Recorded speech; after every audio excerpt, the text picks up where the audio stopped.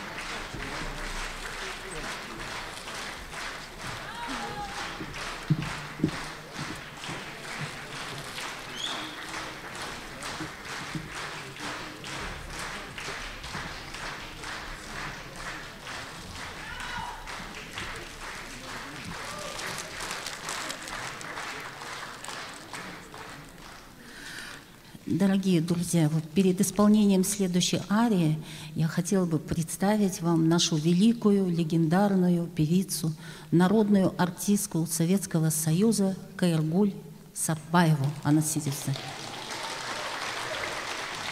Потому как именно она подготовила с Бахтыгуль, пожалуйста,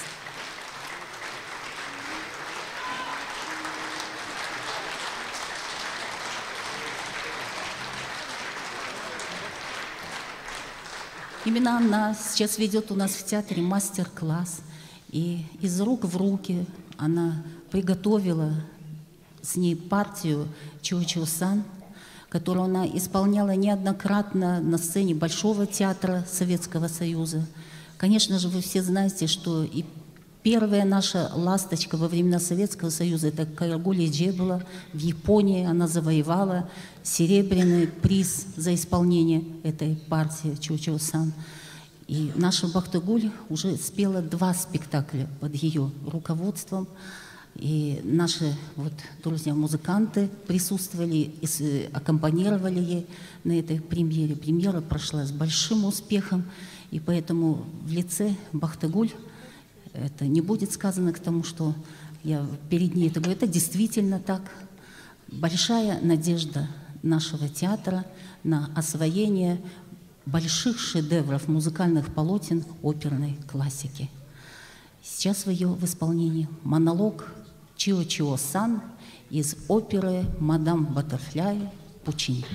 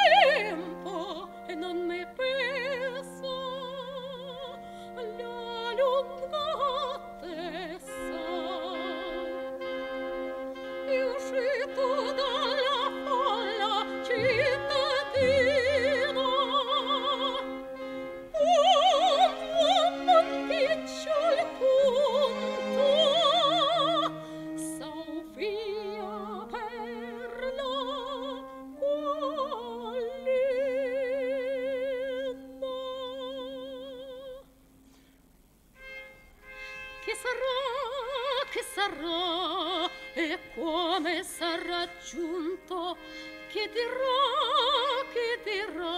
chiamerà Butterfly dalla lontana. Io senza dar risposta me ne starò nascosta.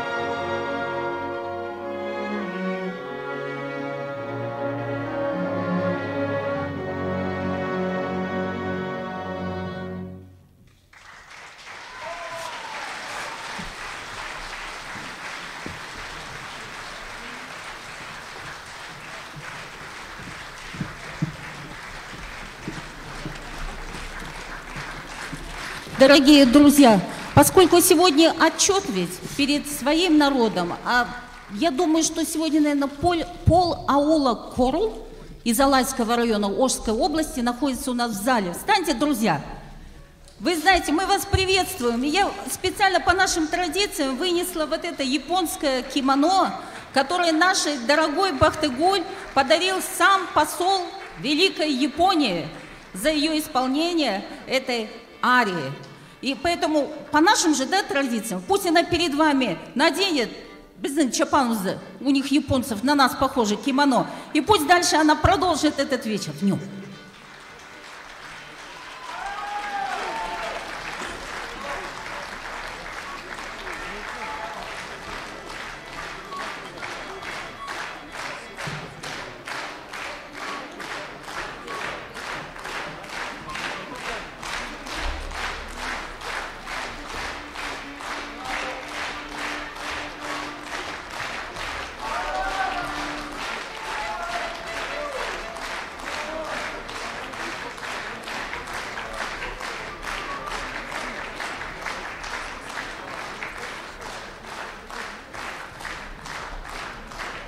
Джамалкулов Раимберды, руководитель районного отдела культуры Алайского района Ошской области, сам прибыл к нам сюда. В вашу честь Джузеппе Верди, дорогие родня Бахтыгуль-Боковой, Джузеппе Верди «Застольная». Ну, какие-нибудь.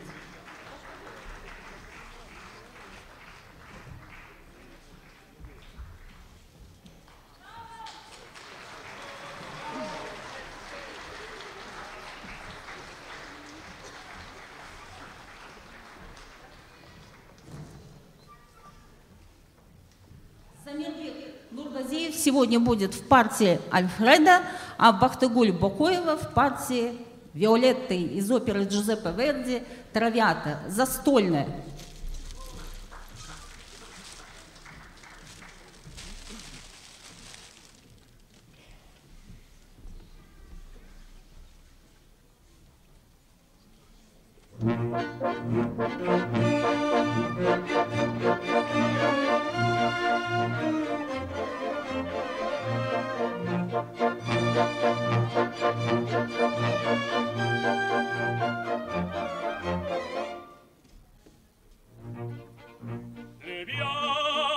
Libiamo nagli lieti calici che la bellezza infiora e la fuggeva l'ora s'inebria voluta Libianne dolci fremiti che suscita l'amore poiché quell'occhio al cuore onnipotente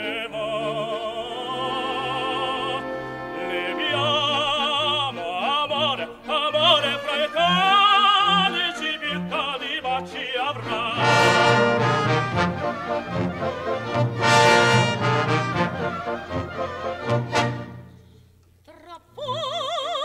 tra voi saprò dividere le mie Gioconda tutta è follia del mondo che ce n'è in piacer Godiam fugacci rapido il guadio dell'amore il fior che onda scimare e di più si può godere Godiam c'è di vita un fior vedo gentolio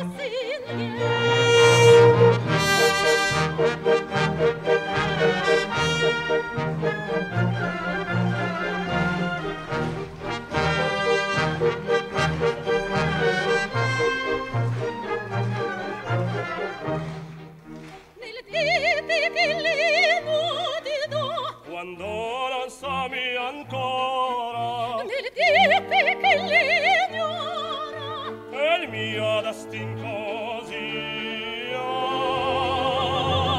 guardiamo la tazza il cantico la notte bella il riso in questo paradiso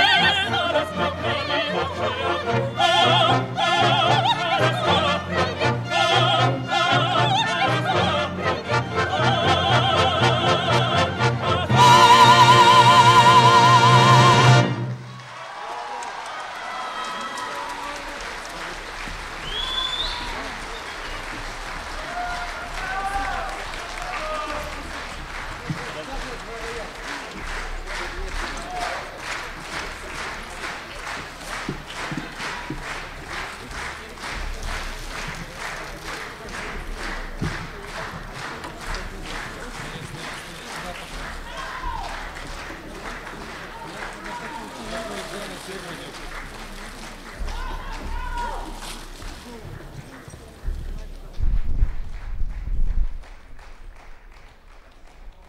бир жолу кушубак кечиңиздер менен урматтуу айымдар жана мырзалар. Анда эмесе Бактыгүл Бокоеванын концертинин экинчи бөлүгүнүн баштарынын алдында атай мына бул жерге Бактыгүл эжебизди куттуктап, алайлык жердештери, ошондой эле Бишкектеги алай коомунун жамааты келип бардыгы тең куттуктоосун билгизип отурушат.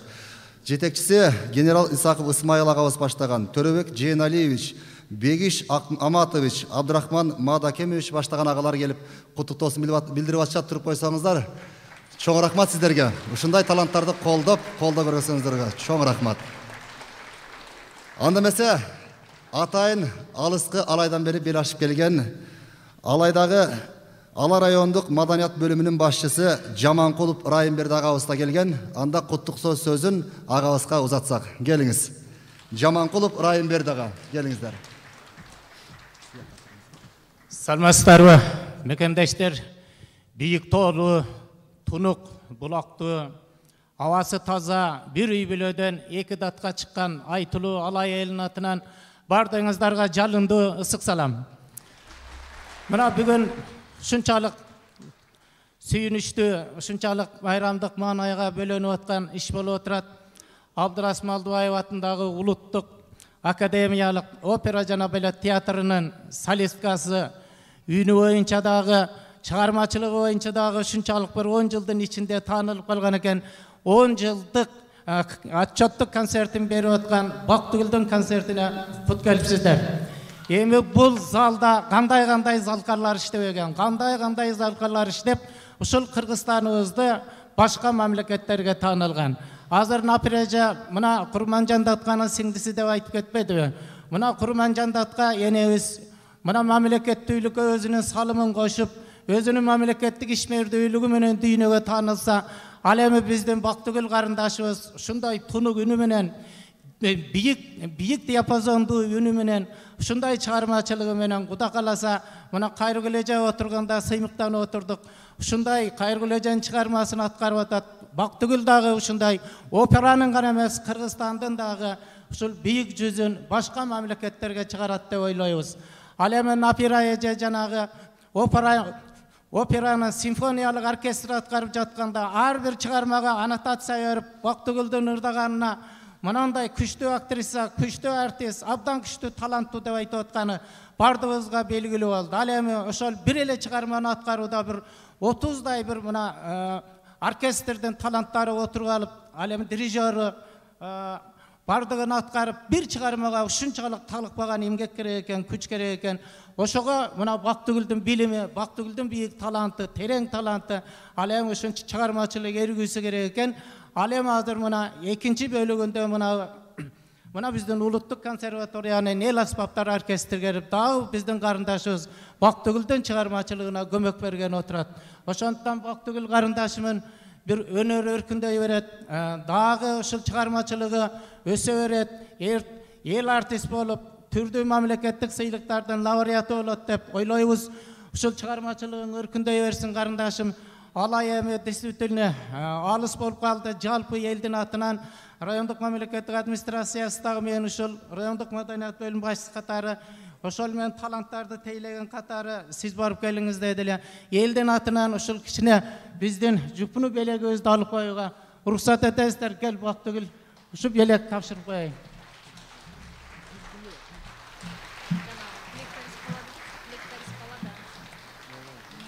Рахмат сиздерге. Чоң рахмат. Анда эмесе концертибизди баштоого уруксат этиңиздер. Өзүңүзгө маалым болгондой, концерттин экинчи бөлүгү кыргыз чыттанган кыргыз музыкалары жаңырмакчы. Анда эмесе кыял укмуш телескоп көз жетпеген алыстыкты көрсөтөт. Үмүт ач көз тойгон эмес, көрбөгөндө татпаганды көксөтөт дейт. Улуу инсан атабыз Токтогулдагы миң кыялдын түбүнө түшүп, эмне деген гана чыгармаларды кыргыз элине калтырып кеткен жок. Мына бүгүнкү күндө ушул чыгармалар бардыгы тең кыргыз музыкасынын башында классика болуп калды десек жаңылышпайбыз. Анда эмесе Кыргыз улуттук консерваториясынын эл аспаптар оркестри баштап бермекчи, дирижеру Кыргыз Республикасынын эл артисти, ошондой эле Кыргыз Республикасынын өкмөтүнүн мамлекеттик жаштар сыйлыгынын ээси, республикалық жана эл аралык конкурстардын лауреаты профессор Бакыт Тилегенов. Токтогул Сатылганов, Мен кыял.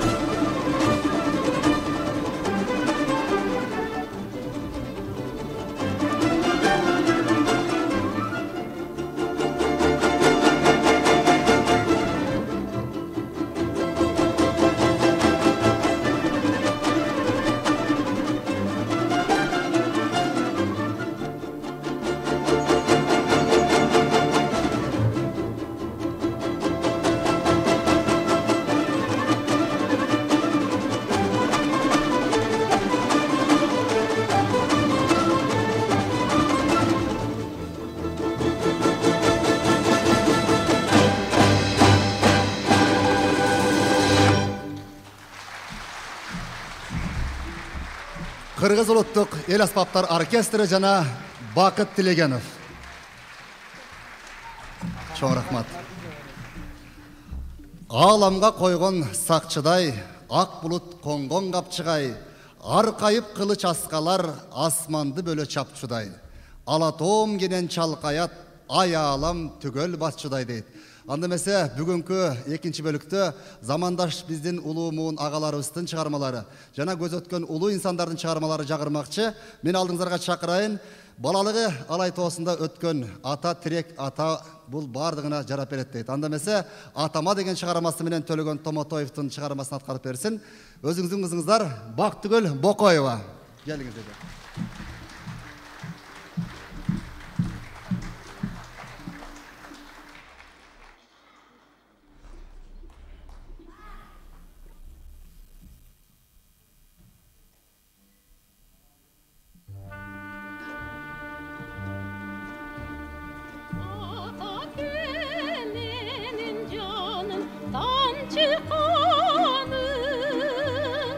Ata kem ağarna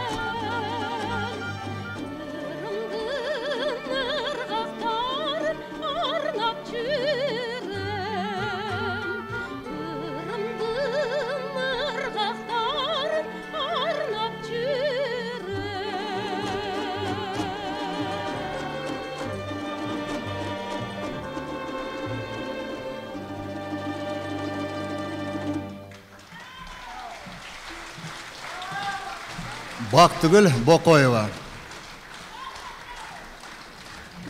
Чоң рахмат байке. Мен залда гүл калбай калды деп ойлогом. Илгери бирөө концерт коюп атып, гүлдөрү түгөнүп калып берип атса айтат дейт. Кол чаппайлап огула мен 10 бердим эле 9 эле келди деп. Анда эмесе кыргызда таалайыңа буйругандан буйтоого чама жок дейт. Андыктан булбулдар мактап сайраган, бул бактын ээси кандай жан, жүрөктөш курбум сен болбо, жүзүнөн жарык нур жанган. Жайлообек Жалгасынов, таалайым сенде. Бактыгүл Бокоева аткарат.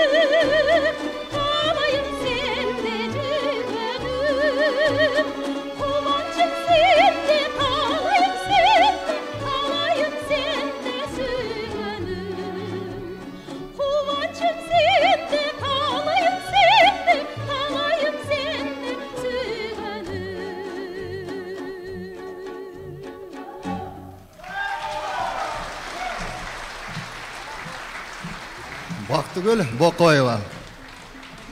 Чоң рахмат.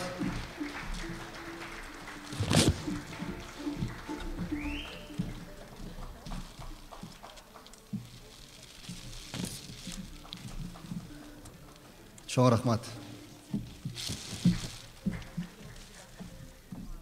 Жакшы аттын жалын сактагыча, жакшы жигиттин арын сакта дейт кыргыз элибизде. 18-ге толуп кызга жигит болуп деп эркектер ыры жасаса, кыздар дагы бойго жеткенин билип турушат. Ансарындай ачуусун акыл менен жеңсек деген аруу ак бир максатты эңсеп келем. Аялсыз эркек чыны эркек эмес, аялдын аялдыгы эркек менен. Сардарбек Жумалиев, Жигитай, аткаруучу Бактыгүл Бокоева.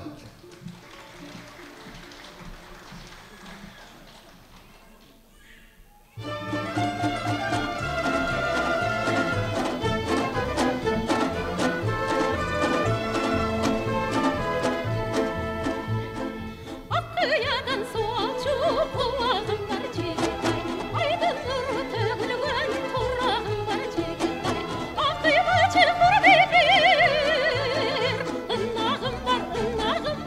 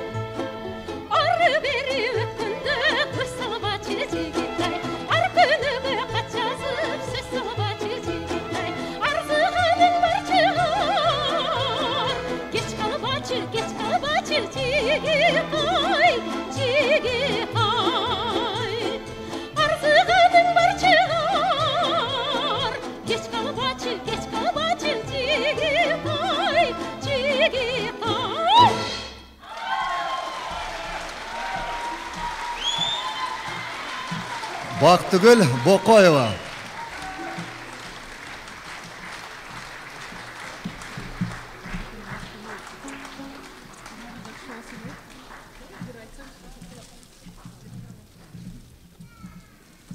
Чоң рахмат. Bir güldanam бересиз бе? Чоң рахмат. Келиңиз эже. Бактыгүл, азыр сиз ырдаганыңызда албетте биз алайдын эң бир сонун кооз тоолорун, ошол тоолорду чыккан жаз менен кошо Жакшынакай кызгалдакка, өзүң да көйнөктөрүң кызгалдакка окшоп, ушундай сонун бир айрыкча мына азыркы биринчи берген концертиңде опера жактан ушундай сонун болду. Мен бир нерсени айткым келет. Айрыкча творческий кишилерде ийгиликке жетиш өтө кыйын. Салима Бекмуратова эженин дагы жашоосу өтө оор болгон, бирок ана была великая певица. Азыр ушул жерде Кайрылуу Сартбаева экөөбүз отурабыз. Алардын дагы жашоосу оңой олтоң ушундай ийгиликтерге жетишкен эмес. Мен ойлойм, улуу Курманжанды атканыбыздын нарбагы ыраазы болуп, Кудай сени дайыма колдоп, сен ушул жашоодо күрөшө билишиң керек, талантыңды дагы болсо жогорулатып. Могу жерде оркестрдагы эгер ырчы жакшы ырдаса, чыныгы нукура талант болсо, алар дагы жакшы коштоп берет. Ошон үчүн ийгилик, бакыт каалайм сага. Баары жакшы болсун.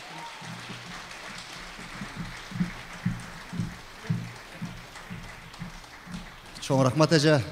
Мына биздин ушул залда замандаш инсандар отурушат. Алардын бири жазуучу, драматург Асан Жакшылыков агабыз отурат. Туруп койсоңуз байке, кайчы отурасыздар? Кол чаап койсоңуздар. Мына бул жакта.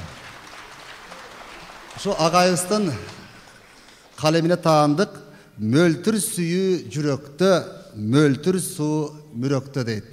Ansarınday suyu düynönün türtküçü, bardık sezimlerдің padışası deydi. Sүйгөн жанды бардық нерсеге салыштырып сүйіп келебиз. Анықтан алдыңыздарда Кыргыз Республикасының эмгек сіңірген артисткасы Алтынай Нарбаева Рыспай Абдыкадыровтың «Периштем» деген шығармасын атқарып бермекчи. Алтынай Нарбаева.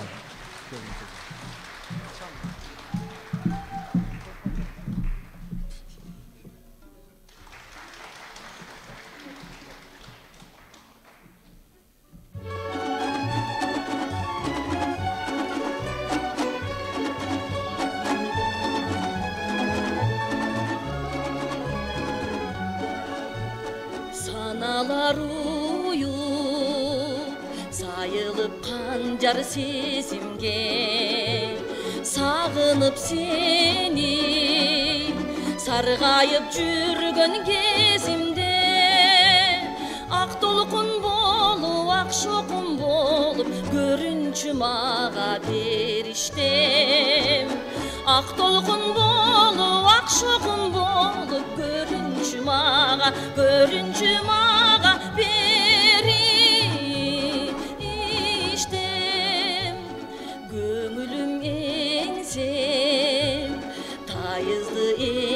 Teringdi түндүктүн сугу турганда каптап денемди аскарым болуп акчалын болуп жылытчы менин периштем аскарым болуп акчалын болуп жылытчы менин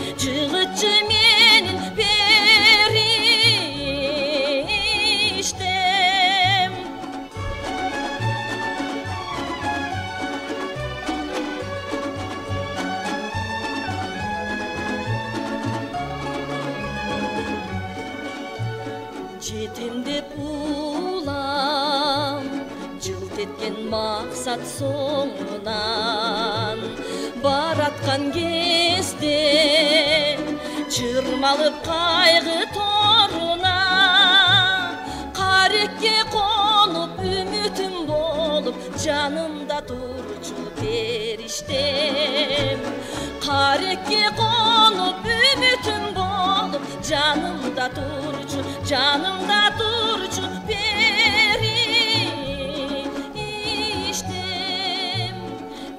çadım emi daima tınbay sen izlep turamın azır kavağım bürkö sen engsep aktağım bolup akşamım bolup düşüme girçi periştem aktağım bolup akşamım bolup düşüme girçi beri iştem aktağım bolup akşamım bolup düşüme girçi beri iştem.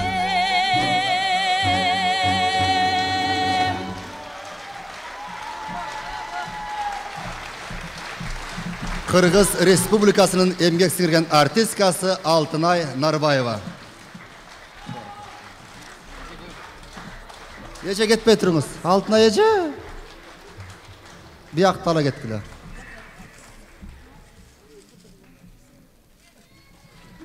Çoğun rahmat. Ece daha geldi Ece.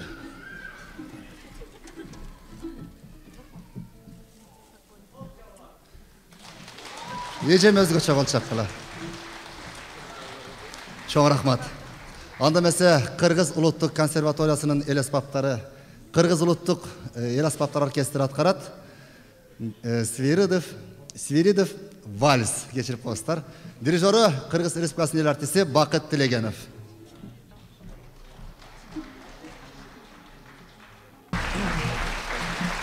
Kırgız Ulutluk Konservatoriyasının el asbaptары. Ansam çoğun rahmat. Mına bu zalda dağı bir insan zamandaşız oturat. Kompozitor, obonçu Stalbek Baktugulov. Ağa kaçsıda oturasız. Mına uşul ağabastın çıkarmasın hazır aldığınızlarga çakırgan turam. Makabat törölgöndön joldoşmaga, tabikat mürök suusun bergen ağa.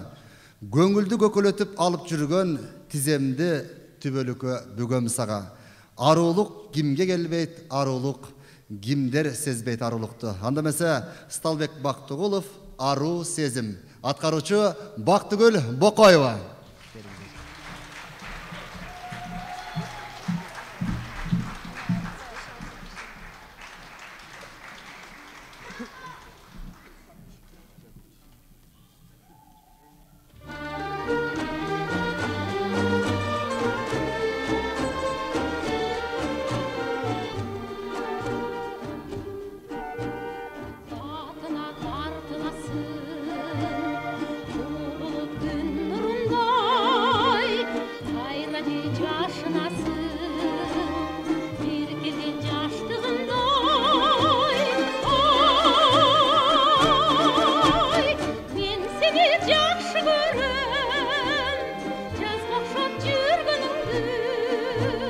Баладай бажырайып